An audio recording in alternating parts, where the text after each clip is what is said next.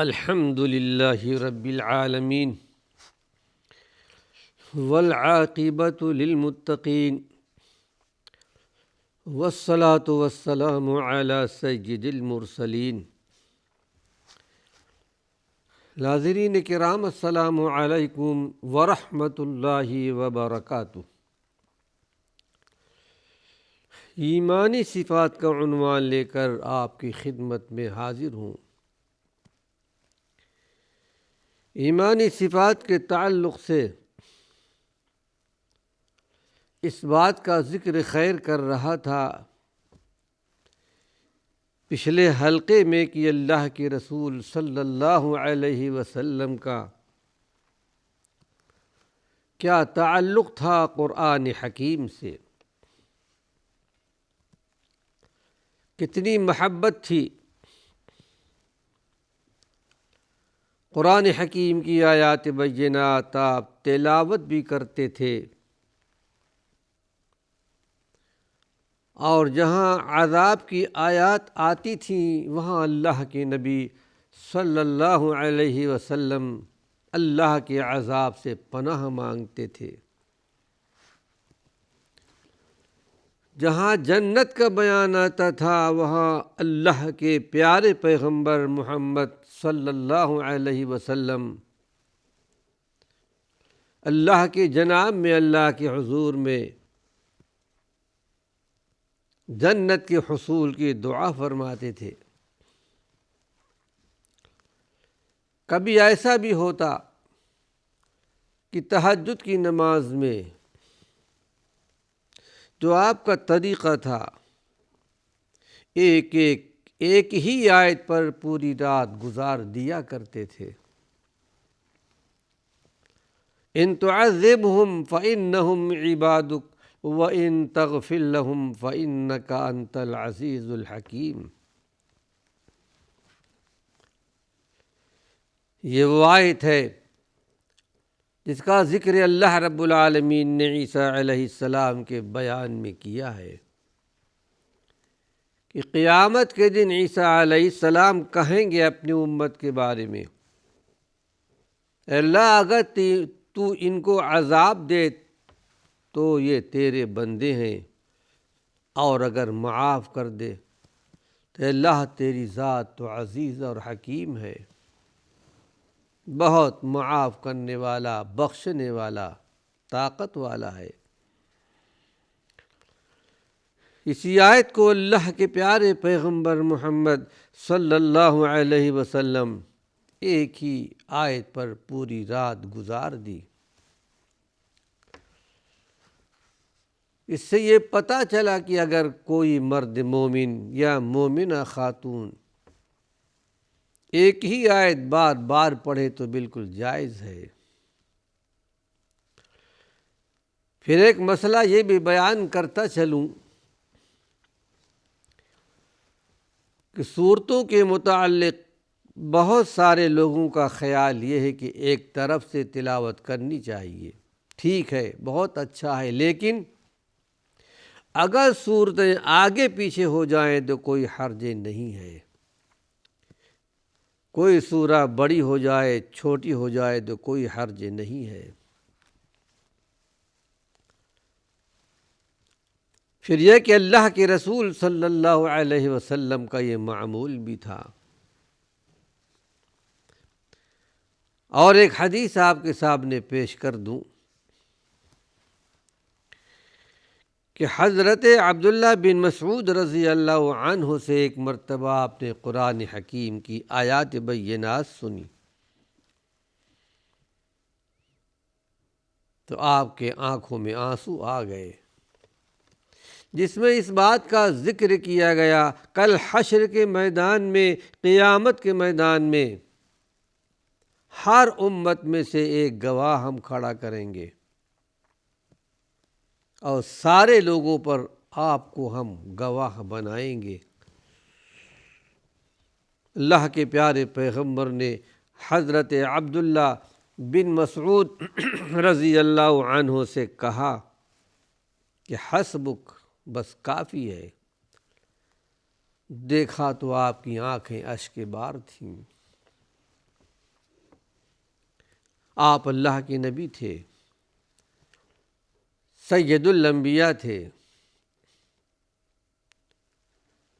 اور اللہ کے رسول صلی اللہ علیہ وسلم سید ولد آدم تھے، آدم علیہ السلام کی اولاد کے سردار تھے، امام الانبیاء تھے،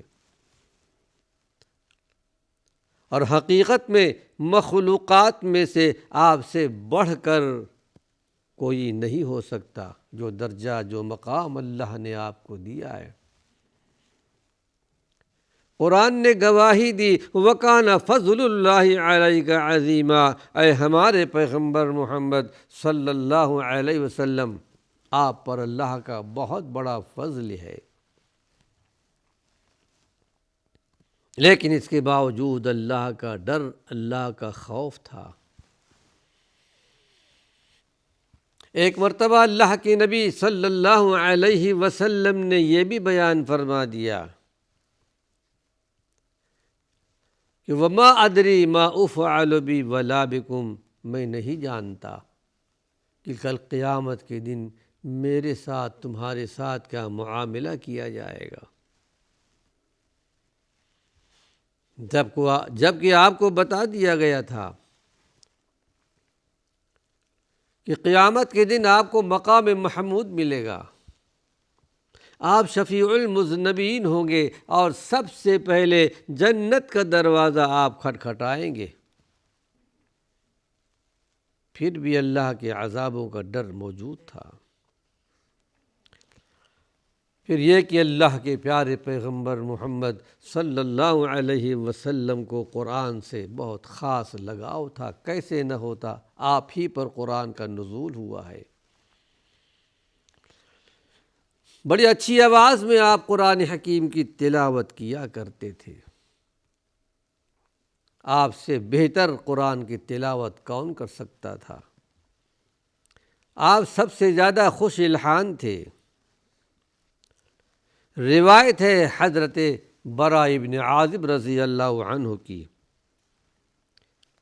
یہ روایت مسلم شریف کی ہے کہ سمعت النبی صلی اللہ علیہ وسلم قرأ فی العشاء بالتین والزیتون فما سمعت احدا احسن صوتا منہ۔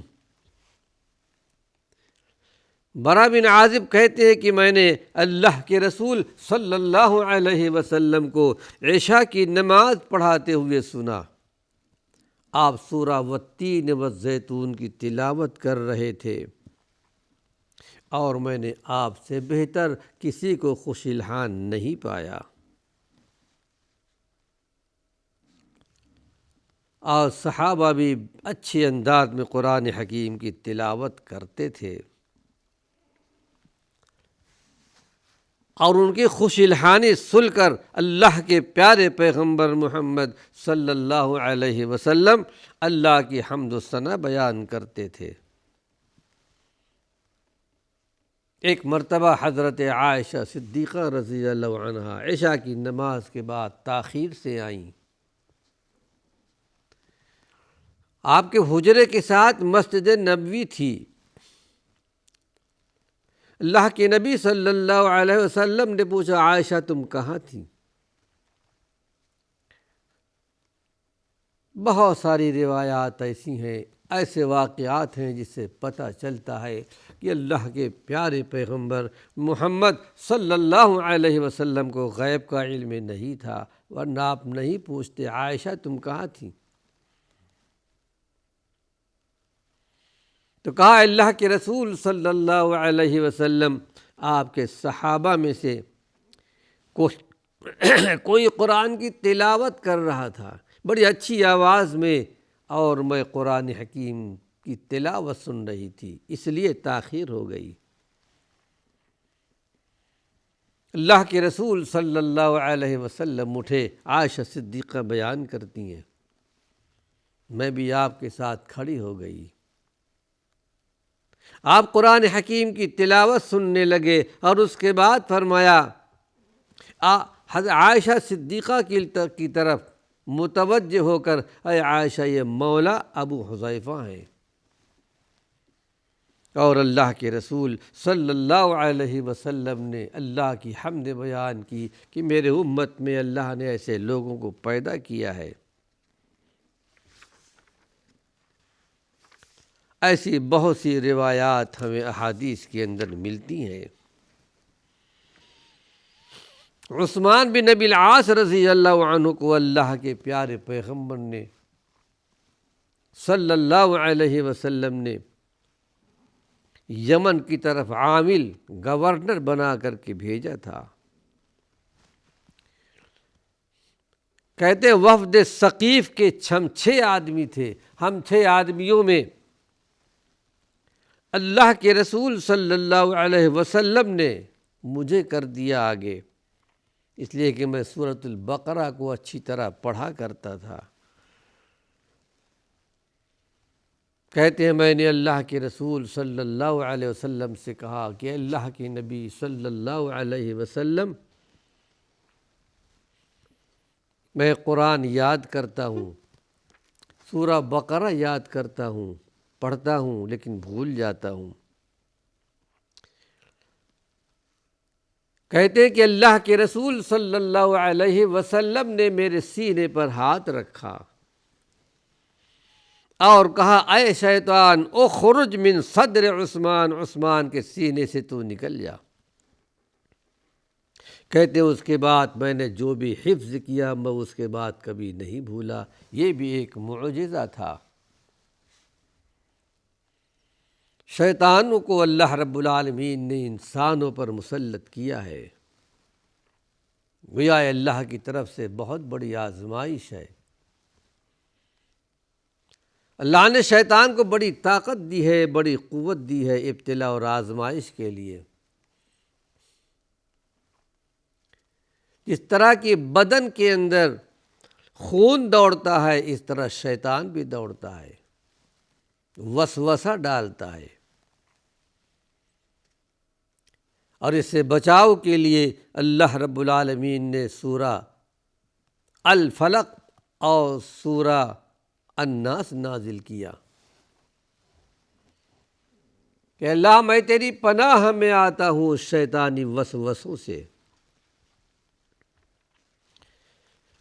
یہ تعلق تھا اللہ کے رسول صلی اللہ علیہ وسلم کا قرآن حکیم فرقان حمید سے۔ آج یا اس بات کا بھی ذکر کر رہا ہوں کہ صحابہ کا کیا تعلق تھا، قرآن حکیم سے کیا تعلق رکھتے تھے۔ حضرت صدیق اکبر اس قدر رقت آمیز قرآن حکیم کی تلاوت کرتے تھے کہ مشرکین مکہ کی عورتیں، بچے آپ کی تلاوت سننے کے لیے جمع ہو جاتے تھے۔ قرآن حکیم کی تلاوت کرتے ہوئے صدیق اکبر کے آنکھوں سے بے اختیار آنسو نکل پڑتے تھے۔ قرآن حکیم کی تلاوت کی خاطر اللہ کے نبی صلی اللہ علیہ وسلم نے، حضرت ابوبکر صدیق رضی اللہ عنہ نے ایک غیر مسلم کی امان کو واپس کر دیا تھا۔ اس سلسلے میں ایک لمبی حدیث آتی ہے جس کا ذکر کر دینا مناسب سمجھتا ہوں، اور یہ روایت بخاری شریف کی ہے،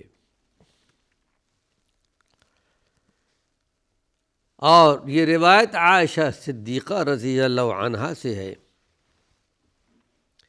کہتی ہیں کہ قالت لما ابتلی المسلمون، مکی زندگی کے اندر جب مسلمانوں پر سخت آزمائش کا دور آیا تو ایک وقت ایسا بھی آیا جب کہ صدیق اکبر مکۃ المکرمہ سے ہجرت کر کے حبشہ کی طرف جا رہے تھے، یہاں تک کہ مکۃ المکرمہ سے کچھ دور پر برق الغماد جب وہاں پہنچے تو وہاں قارہ قبیلے کا ایک آدمی ابن الدغنہ سے ملاقات ہو گئی، اور قارہ قبیلے کے یہ سردار تھے۔ قال این ترید یا ابا بکر، اے ابو بکر بتاؤ آپ کہاں جانا چاہتے ہیں؟ فقال ابو بکر رضی اللہ عنہ، تو صدیق اکبر نے کہا، اخرجنی قومی، مجھے میرے قوم نے نکال دیا ہے، یعنی نکلنے پر مجبور کر دیا ہے۔ میں ایک اللہ کو مانتا ہوں، ایک اللہ کی عبادت کرتا ہوں، قرآن کی تلاوت کرتا ہوں۔ فانا اريد ان نسیح فی الارض واعبد ربی، میں چاہتا ہوں کہ یہاں سے نکل جاؤں دوسرے زمین پر، جہاں آسانی کے ساتھ، آزادی کے ساتھ میں اللہ رب العالمین کی عبادت کر سکوں۔ اور یہ اللہ رب العالمین کا حکم ہے، جب کہیں کسی زمین پر اللہ کی دین پر عمل کرنا اگر دوبھر ہو جائے، مشکل ہو جائے، اللہ نے حکم دیا ہے کہ وہ زمین چھوڑ کر کہیں اور چلے جاؤ۔ قرآن حکیم کے کئی آیات ہمیں ملتی ہیں۔ قیامت کے دن کہیں گے اللہ کے بعض بندے، ہم کیا کریں، ہماری زمین ایسی تھی، ہمارا مقام ایسا تھا کہ جہاں ہم آزادی کے ساتھ تیری عبادت نہیں کر سکتے تھے۔ کہا جائے گا، اے میرے بندو، کیا میری زمین وسیع کشادہ نہیں تھی؟ دوسرے زمین میں چلے جاتے جہاں آزادی کے ساتھ اللہ کی میری عبادت کرتے۔ ناظرین کرام، وقت ختم ہو چکا ہے۔ اللہ نے چاہا اسی عنوان سے کچھ اور مفید باتیں اپنے آئندہ درس میں پیش کروں گا۔ وآخر دعوانا ان الحمد للہ رب العالمین۔